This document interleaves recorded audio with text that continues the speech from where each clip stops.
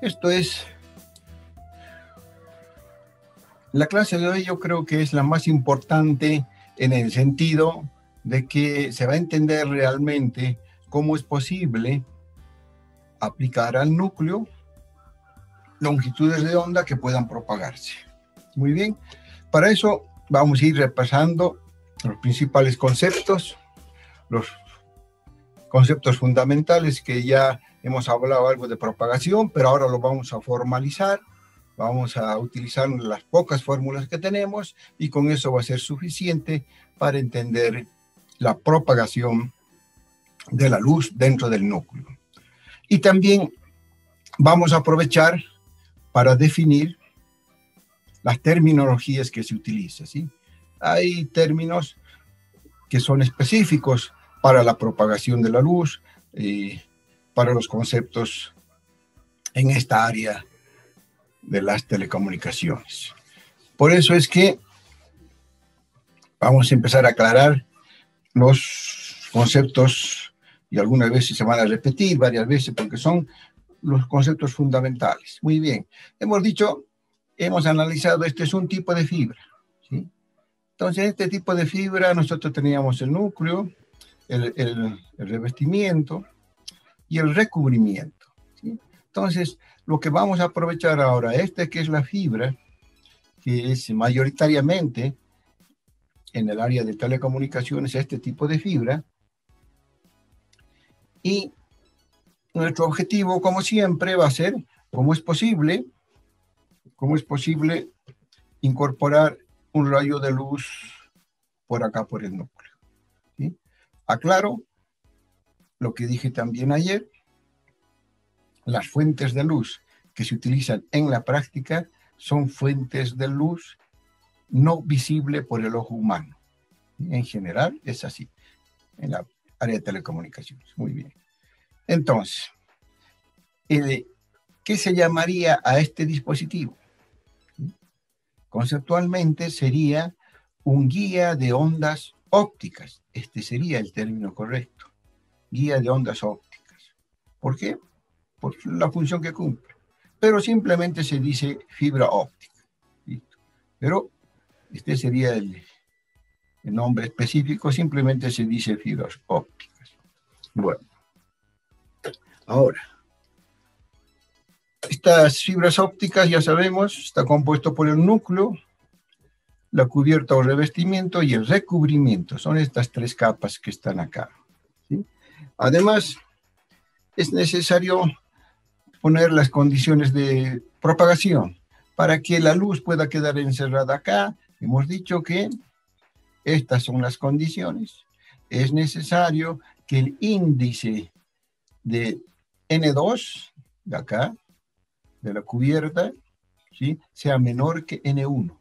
Entonces ahora vamos a justificar por qué tiene que ser eso. Esas son las condiciones para la propagación dentro del núcleo, ¿sí? Y obviamente, si bien nos vamos a guiar en este tipo de fibra, ¿sí?, también nos va a servir los conceptos de propagación para el otro tipo de fibra, ¿ya? Entonces, hay otro tipo de fibra. Este tipo de fibra es la fibra de índice gradual. Y ahora lo vamos a entender entonces a los dos tipos de fibra. Básicamente toda la teoría se basa en esta fibra, pero los conceptos de esta fibra se aplican a este otro tipo de fibra. Estos serían los conceptos entonces fundamentales que vamos a ver. Entonces, veremos la propagación de la luz y el índice de refracción. Este es el concepto fundamental ahora, miren. Ahí tenemos nuestro esquema, nuestra fibra, ¿sí? Y bueno, a esta fibra le hacemos un corte acá, y esta sería la vista, ¿no?, del gráfico. Entonces, este es el núcleo, aquí tiene el núcleo, este tiene índice N2, este tiene índice N2, y el núcleo tiene índice N1, ¿no? Muy bien, este es el esquema. Como tenemos que ver cómo es posible encerrar a los rayos acá, ¿sí?, nos va a interesar analizar justamente las interfaces acá. Y es muy recomendable utilizar este esquema para analizar la propagación. Acá tengo yo dibujado un rayo que está, primero hay que ver, porque aquí está el aire. ¿Cómo hacemos para que la luz ingrese acá? Este es un medio y este es otro medio, ¿sí? Entonces acá va la ley de refracción, para que las condiciones para que ingrese desde el aire a núcleo. Y después tenemos que ver esto, acá. Ese rayo va a llegar acá y se va a reflejar. Y de nuevo llega a este punto y se refleja. Y resulta que aquí entonces vamos a tener que hablar de la ley de reflexión para ver los rayos que cumplen con este propósito, que se vayan reflejando a lo largo del núcleo. Además, en este diagrama, ¿qué quiere decir? Dice que lo que ocurre en este punto, ocurre exactamente en este punto y también en este. Y entonces todo se va repitiendo hasta que llega al final de la fibra. Entonces, tenemos que analizar esto, ¿ya? Entonces, vamos a utilizar un esquema, vamos a poner estas líneas, que es el límite del núcleo, ¿sí? Y vamos a analizar esta parte, entonces. En base a este esquema, el esquema para el análisis va a ser este. Ahí estaría. Ese sería el núcleo. Este sería el centro del núcleo, ¿sí? Y ahí estarían el índice N2 de la cubierta, el índice N1 del núcleo, ¿sí? Aquí está la condición de N1 mayor que N2, que la vamos a justificar, ¿sí? Y aquí estaría el núcleo, y aquí estaría el aire, cuyo índice es 1. Eso es estas condiciones que tiene que tener para propagarse, ¿ya? Entonces, aquí vamos a tener que aplicar la ley de refracción, la ley de Snell, para que ingrese. Y después que ingrese, tenemos que seguir analizando. ¿Está bien? Por eso es que tenemos que ahora ver más en detalle, ¿eh? Acá esta partecita, y para ver acá este punto, ¿no? Estamos en esta condición y esta condición. Avanzamos. Ahora acá está ya el centro del núcleo. Sí, imaginariamente acá pongan ustedes un cono de luz, ¿no? Digamos, esta línea roja que está, lo hacen girar y entonces aquí les va a salir un cono de luz. Vamos a suponer que este es un rayo de ese cono, ¿ya? Este es el cono. Este es un rayo que logra ingresar al núcleo, ¿sí? Logra ingresar al núcleo. Y entonces al entrar aquí se va a refractar, ¿no? Hay la ley de refracción, la ley de Snell. Y este rayo viene por acá, ¿sí? Y aquí no vuelve al núcleo, pero tampoco pasa a la cubierta que está acá, al otro vidrio, no pasa. Entonces, este es un rayo que nos interesa analizar. Es el rayo rojo, que lo vamos a llamar. Este rayo rojo, entonces, se desplaza teóricamente por la unión entre el núcleo y la cubierta. Ese es el rayo 3. ¿Sí? Después, acá hay otros rayos, ¿sí? Por ejemplo, este rayo 1, que también ingresa, ¿no? Y aquí ingresa este rayo 1, ingresa al núcleo, pero pasa a la cubierta, ¿eh? Y se pierde por acá. El rayo 2 hace lo mismo. Y entonces ya empezamos a definir nuestros parámetros, ¿sí? A este rayo, por ejemplo, ¿sí? Acá tiene su ángulo incidente y su ángulo de refracción, ¿no? Porque pasó al otro medio, ¿no? Refracción es cuando pasa al otro medio, ¿eh? Acá está. Acá también van a tener su ángulo incidente y su ángulo de refracción, que siempre se mide desde la normal, estas son las normales, hacia la unión de los dos medios, ¿sí? Muy bien, aquí está. Entonces, vamos a ver ahora algunos parámetros, ¿sí? El ángulo crítico. Y aquí ya estamos definiendo qué es el ángulo crítico. El ángulo crítico es cuando este ángulo supere este de refracción que está acá, que en este caso tiene este valor. Acá podemos decir que el ángulo de refracción es 90 grados. Entonces, esas son ya las condiciones del rayo rojo, ¿no? 90 grados en este ángulo S sub R, es el ángulo de refracción, este que está acá, 90 grados. Muy bien, ya tenemos los índices, ¿sí?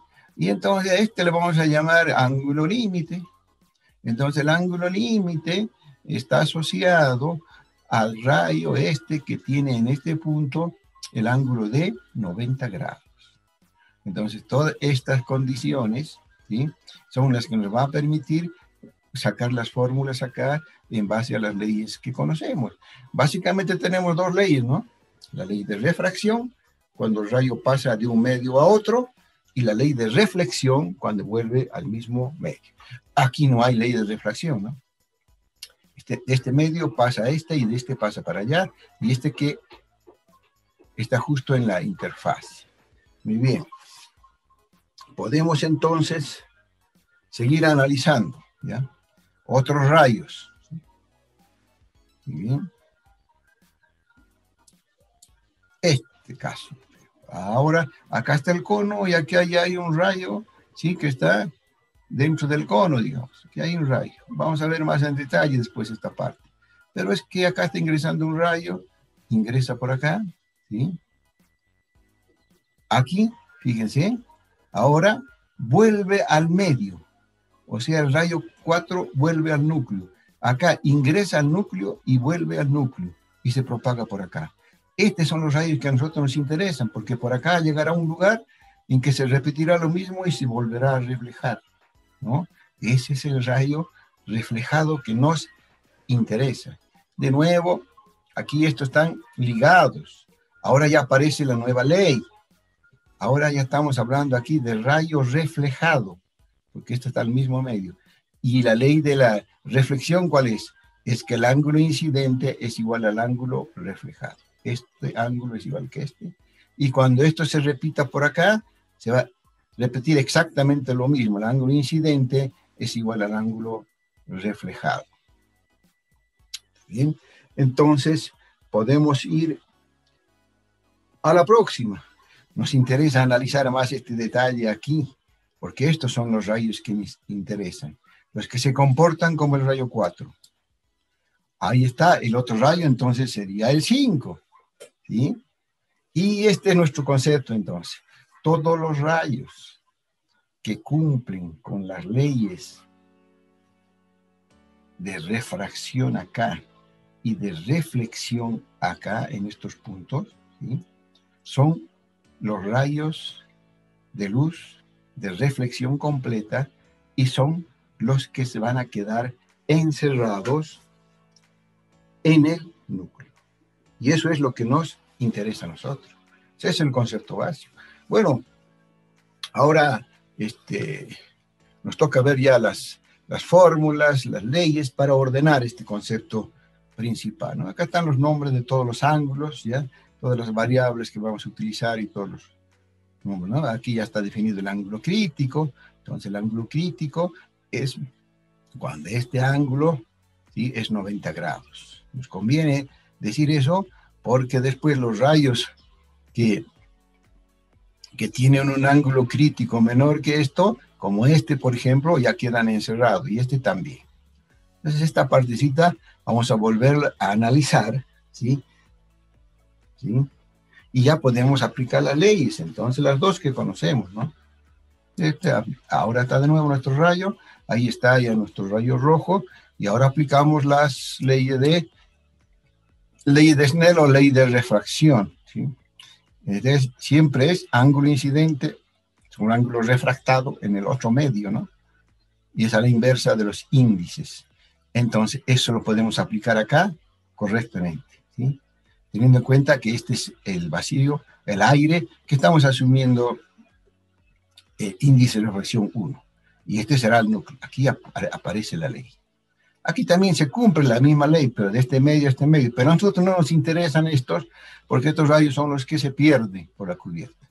Y habría que hacer lo posible para que exista también la menor cantidad de estos que se pierden, porque esta es potencia de luz que se pierde, ¿no? Entonces, estos hay que evitarlos y hay que tratar de que toda la potencia de la luz que estaría aquí en un cono imaginario, todos ingresen al núcleo. Entonces va a haber ciertos sistemas de acoplamiento adecuados para lograr ese objetivo, ¿no?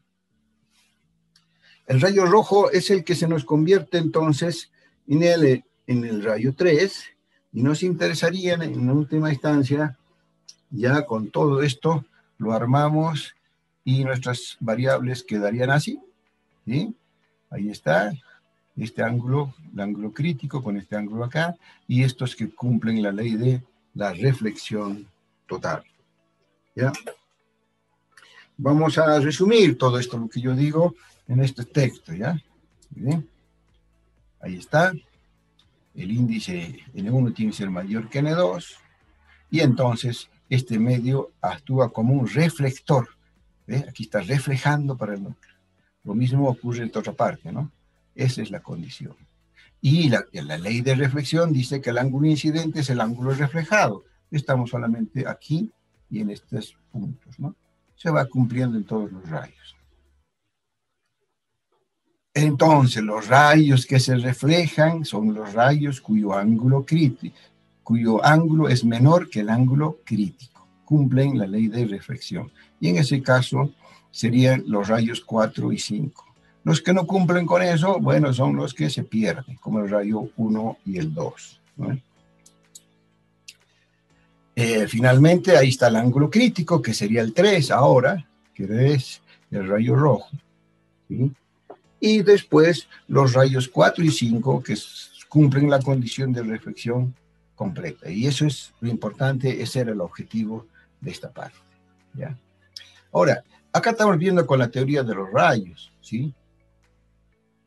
Y parecería que esto se va a reflejar, se va a poder propagar sin ningún problema.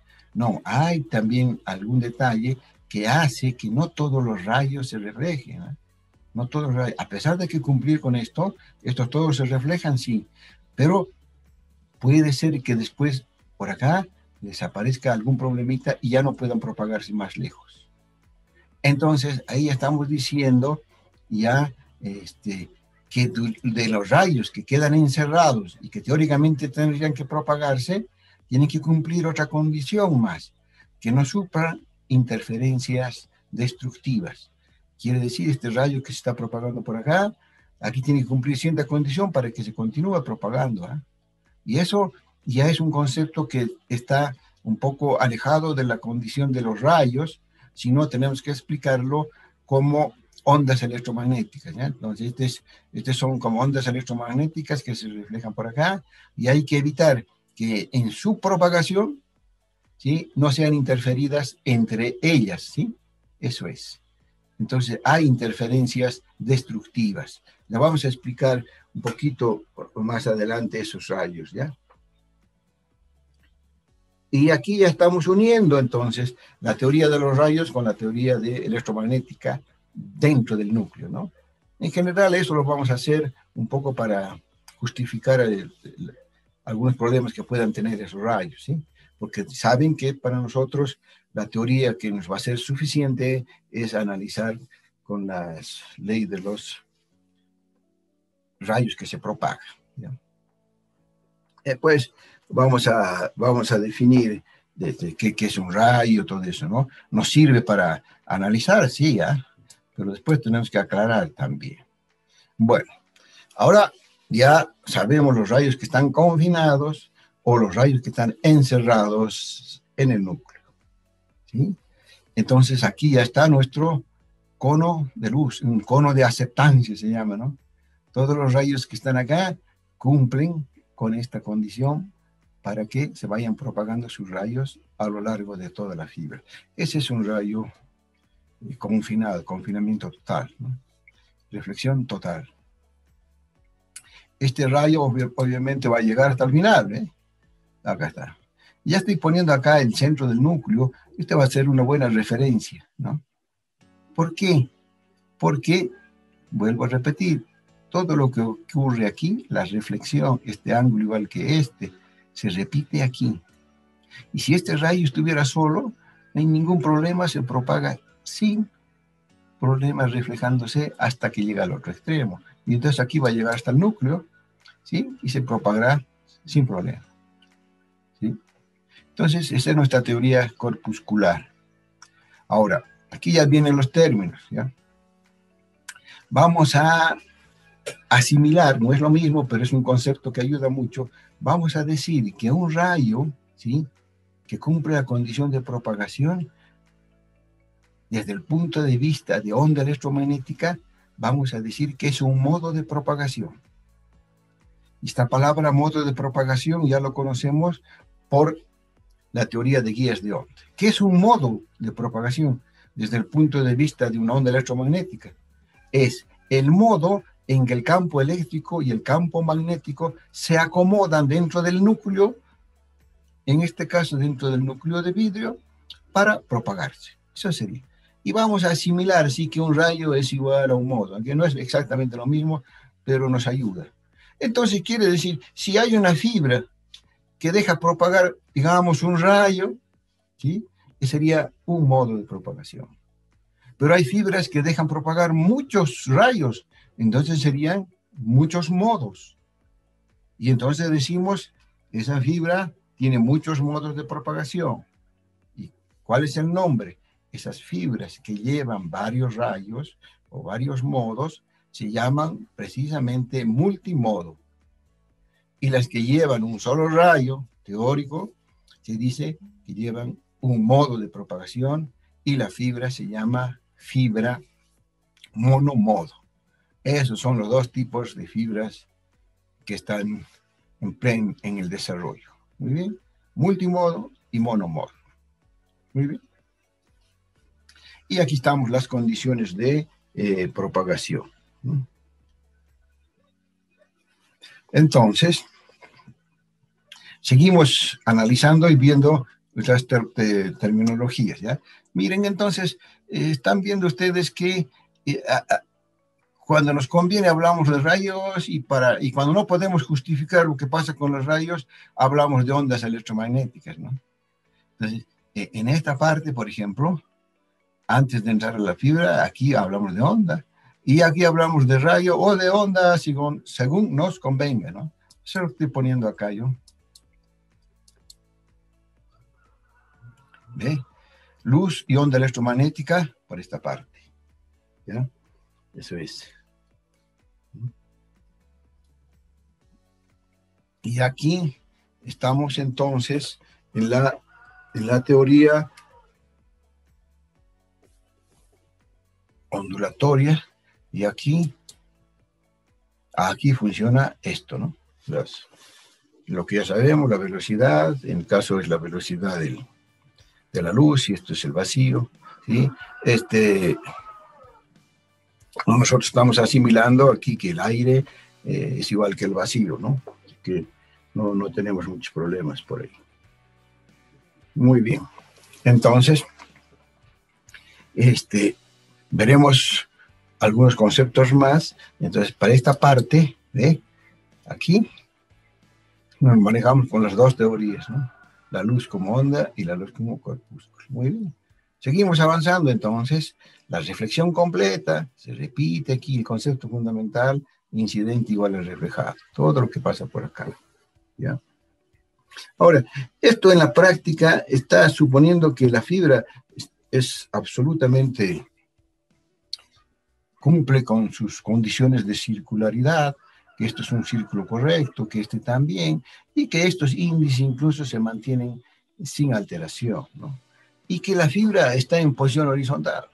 Pero eso no es verdad, y por eso tenemos que analizar ahora otros conceptos más. Miren, en este caso, este ya es una fibra un poco más real, y los rayos que quedan confinados son estos, ¿sí? Son los rayos que cumplen la ley de reflexión, se van propagando. El problema es que este hilo de fibra está formando un cable, ¿sí? Está dentro de un cable, y si es un cable de muchos hilos, es difícil mantener la posición horizontal, y entonces aquí pueden haber microcurvaturas o macrocurvaturas si hablamos dentro del rayo, ¿sí? Y entonces esas condiciones van a interferir, ya no se van a propagar tan fácilmente los rayos, entonces ya va a atenuar, ¿cierto? No va a permitir. Entonces, ahí está nuestro esquema, ahí está nuestra terminología. Entonces, acá ocurren alteraciones a los rayos confinados, básicamente por esto. Y entonces, por eso, hay que cuidar que los hilos de fibra, los cables, estén siempre en posición horizontal. Y eso en la práctica no siempre es posible, y cuando hay que hacer alguna curvatura, por eso los fabricantes dan el valor de acuerdo al diámetro del cable, de acuerdo a su fabricación. Dicen, mira, este cable no puede tener más de una curvatura de tanto, ¿ya? Y si por ahí no hay ninguna, si el fabricante no les da la regla, normalmente la dan, ¿sí? En la práctica se dice, se agarra el núcleo del cable, se lo multiplica por 10 y se dice que ese es el radio máximo de curvatura del cable, en caso que no se disponga, ¿no? Pero, entonces, ahora veremos un poco aquí para justificar el problema de los modos. ¿Por qué no se propagan algunos modos? Ustedes han visto, aquí ves igual que la fibra, ¿no? Algunos modos se propagan, otros no. En fin, este es el concepto. Ahora vamos a mezclar aquí la teoría de los rayos con la teoría de las ondas, ¿no? Miren. Ahora, si analizamos este rayo rojo que vino por acá, aquí cumple la ley de reflexión, este ángulo es igual que este, llega aquí, aquí también, lo mismo, y aquí se propagaría y continuaría así. El problema es que aquí hay varios rayos que llegan, ¿sí? Y podemos hacer el dibujo que se propaga. El problema es que si analizamos desde el punto de vista de que estas son ondas electromagnéticas, serían frentes de ondas electromagnéticas, entonces si por acá avanza una onda electromagnética que está acá, tiene su recorrido, su velocidad, todo eso, y aquí cambia de dirección, pero es la onda que se está propagando por acá, y entonces ya tiene módulo y fase, ¿sí? Y este punto va a llegar con cierto módulo y con cierta fase, ¿no? Por su trayectoria. Y este rayo que está acá puede haber sido consecuencia de otro rayo, que entonces no llega a este punto de reflexión, pero también se propaga por acá. Y si es una onda, también tiene módulo y fase, ¿no? Y cuando aquí se encuentran las dos, ¿qué va a pasar? ¿Sí? Puede ser que el módulo y la fase sean adecuados para que se sumen, pero también puede ser para que se destruyan. ¿Se dan cuenta? Entonces aquí este rayo, digamos, o esta onda electromagnética interfiere con esta y este modo ya no se propagaría, ¿no? Como hemos asimilado este rayo a un modo, por eso es que hay ciertos modos de propagación y otros no. Y sabemos que hay varios modos de propagación. Entonces, para que este rayo, ¿sí?, interfiera o no a este otro, ¿sí?, tenemos que hablar de la fase si es constructiva o la fase es destructiva, ¿no? Si le suma o lo resta, imaginen acá un fasor y acá otro fasor. Esos fasores pueden estar en oposición, se destruyen, ¿sí? Por eso se pone esta condición, ¿eh? Interferencia de fase constructiva, para que se construyan y no se destruyan. Y eso tiene que ser la fase 2pi por m, y m vale 0,1.2. Entonces, el m le corresponde un modo de propagación. Entonces, un poco, esta es la idea de juntar las dos teorías para justificar un poquito más los modos de propagación, ¿ya? Entonces, avanzamos a algo más, todavía dando algunos valores prácticos de este tema, ¿ya? Muy bien, ahora ya sabemos el rayo confinado con nuestra ley. Esto se va a ingresar por acá y se va a propagar, ¿no es cierto? Esa es la condición. Pero ahora, en la práctica, hemos dicho, N1 tiene que ser mayor que N2, ¿sí? Y fíjense, estos son datos ya prácticos, ¿sí? ¿Qué diferencia hay entre el N1 y el N2? Miren acá, 1.54 el N1 y el N2 1.51. Acá hay una diferencia muy poca, digamos, numéricamente. Y así es en la práctica, ¿sí? Pero tiene que haber la diferencia, sí. Mínima, sí, pero esa es la condición. En función de eso, entonces, ya podemos trabajar con nuestra ley de Snell, que lo hemos escrito también de esta manera, y si ahora queremos calcular el ángulo crítico, lo ponemos θ igual a 90, en fin, ¿no? Y podemos buscar una relación también. Estas son todas las formulitas que salen, ¿sí? Sino θ igual a 90, miren esta relación. Eso es valores muy próximos.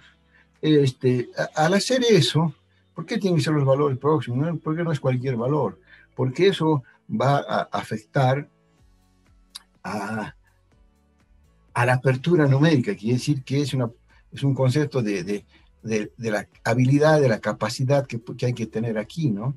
Porque si este cono es muy angosto, técnicamente no vamos a poder hacerlo, ¿no? ¿Sí? Y si es muy grande, el cono también se va a pasar los rayos por acá. Entonces hay cierto compromiso entre esos valores, ¿ya?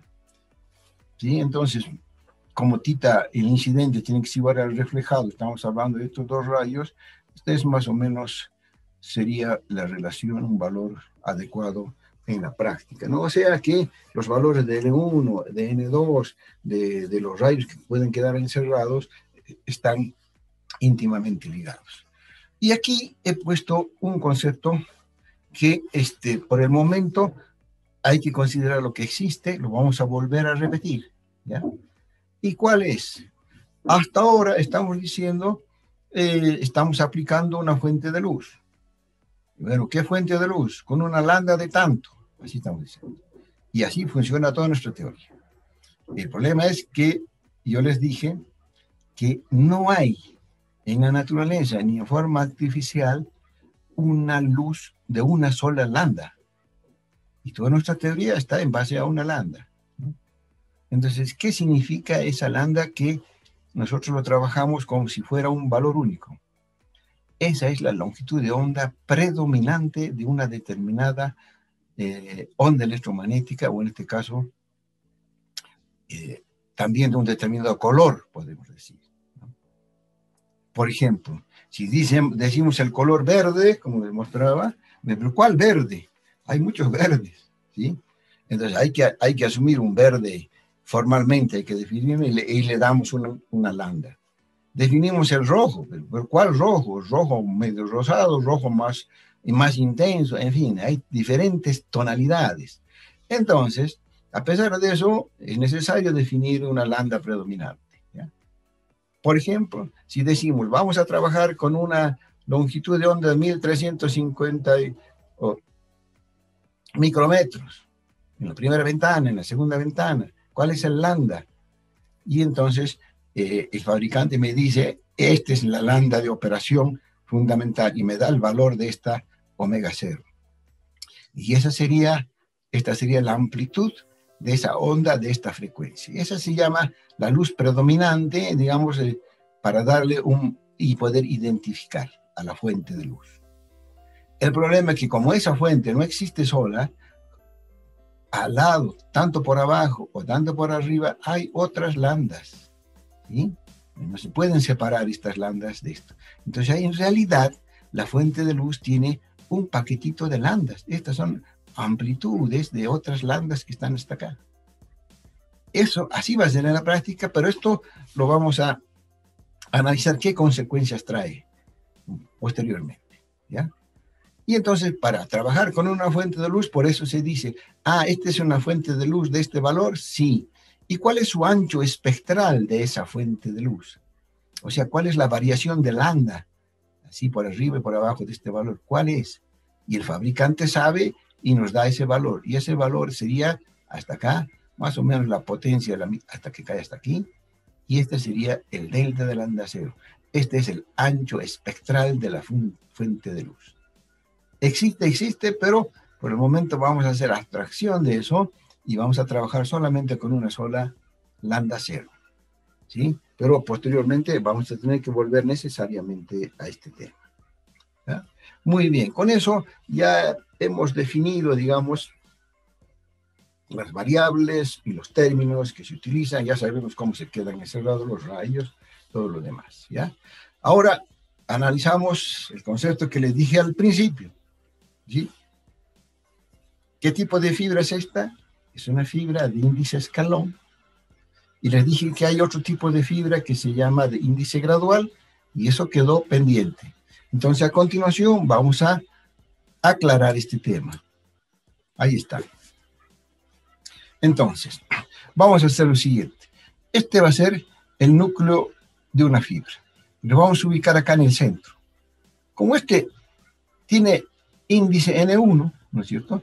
Vamos a desplazarnos a lo largo de este radio o este diámetro aquí, ¿no? Si estamos aquí en el origen, avanzamos así con este radio. Y si estamos en el origen, avanzamos hacia este otro lado.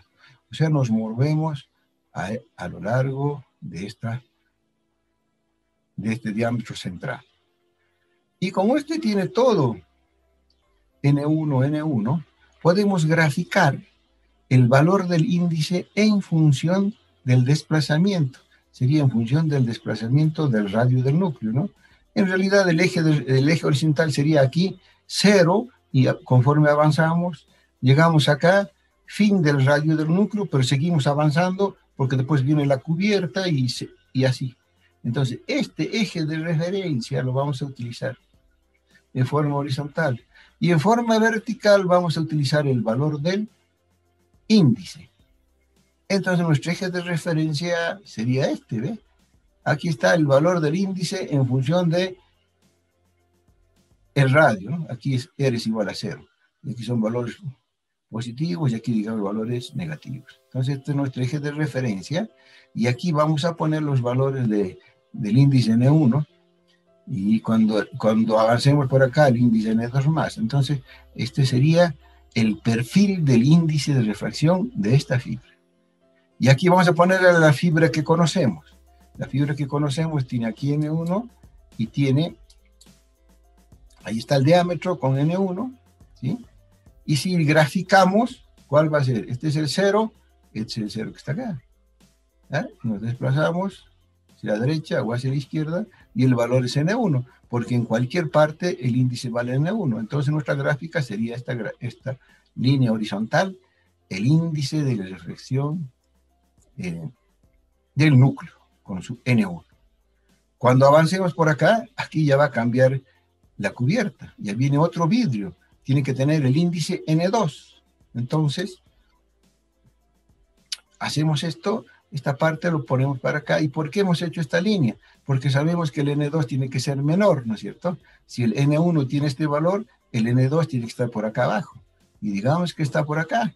Entonces ya, ahora, si lo cubrimos, ¿ve?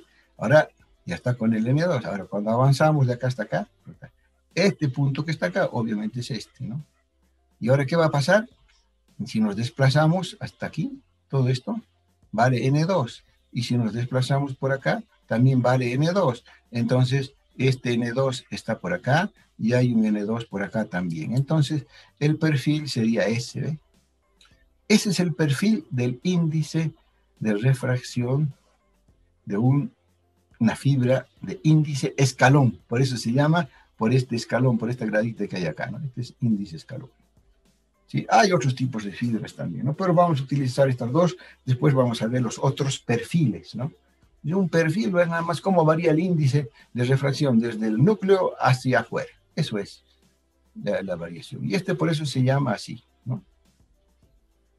Muy bien. Ahora, hay otro tipo de fibra, después vamos a justificar por qué esta es la que más se usa, sí, pero hay otras también, ¿ya? Por ejemplo, esta es otra más común, ¿ya?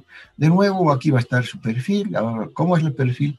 Vamos a comparar este perfil con este que está acá. Primero, en el núcleo, la fibra ya no es constante el N1. O sea, si estamos acá en el origen, aquí tiene un valor en el origen N0, el valor máximo. Y después, si nos desplazamos hacia la derecha o hacia la izquierda, el índice ya no es constante, sino va cambiando de valor. Y se puede hacer de varias formas, de forma lineal o de forma no lineal. Miren entonces, ¿cómo he puesto acá esa variación? He puesto así, ¿ve? Y aquí he puesto el índice es variable.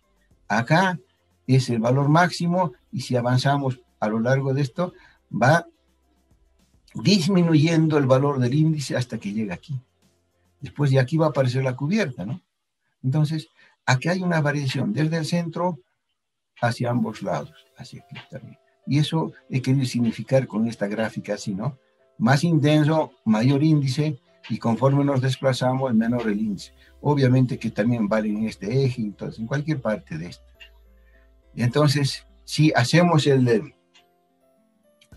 la variación ahora, nos tenemos que ubicar de nuevo acá en el centro, ¿sí? Y esta es una variación. Por ejemplo, miren, este valor, ese es el N0, es acá en el núcleo. Si nos avanzamos hacia allá, empieza a disminuir hasta que llega a este valor, hasta el menor valor. Ya se acabó el radio. Y entonces aquí está disminuyendo el índice, ¿ve? Hasta que llega a este punto. Este punto, ya hemos llegado al final del núcleo, en este lado. Si hacemos por el otro lado, sale lo mismo. Ahí está. Entonces, esta es una variación aquí, ¿ve? Esta es una variación. Después hay una ley de variación de esta curva, ¿ya? Pero también puede ser línea recta. Entonces ya son otro tipo. Pero esta es la más común. Incluso hay una ecuación matemática que vamos a ver que describe cuál es la variación esta. Y van a ver que hay una variación más óptima y otras menos óptimas.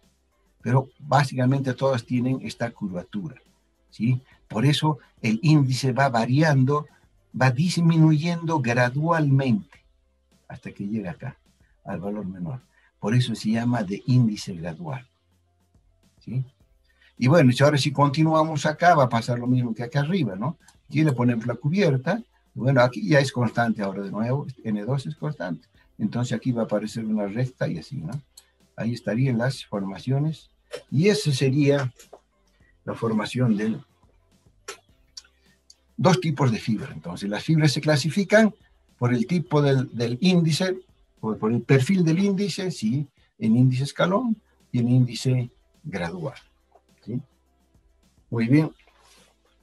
Entonces, esto es todo lo que les quería decir por hoy, ¿sí? Aquí está la variación del índice. Después vamos a ver la ecuación matemática que describe y vamos a ver que hay es una curva exponencial esta, ¿no? Entonces hay un valor exponencial, digamos, el más óptimo. Pero después tenemos que justificar por qué estamos haciendo esto, ¿no? Porque fabricar esto es un problema, mantener todo constante en esas dimensiones tan pequeñas. Pero ahora, además de eso, vamos a tener que ser variable, pero no una variación cualquiera, sino una variación que responda, por ejemplo, con esta curva, ¿no? Entonces se complica la fabricación, pero tiene su justificación porque apareció este tipo de fibra, ¿ya? Muy bien. Y aquí está, como siempre, nuestro índice de refracción. Bueno, eso es todo. Nos vemos esta tarde para ver la cuestión del laboratorio, ¿ya?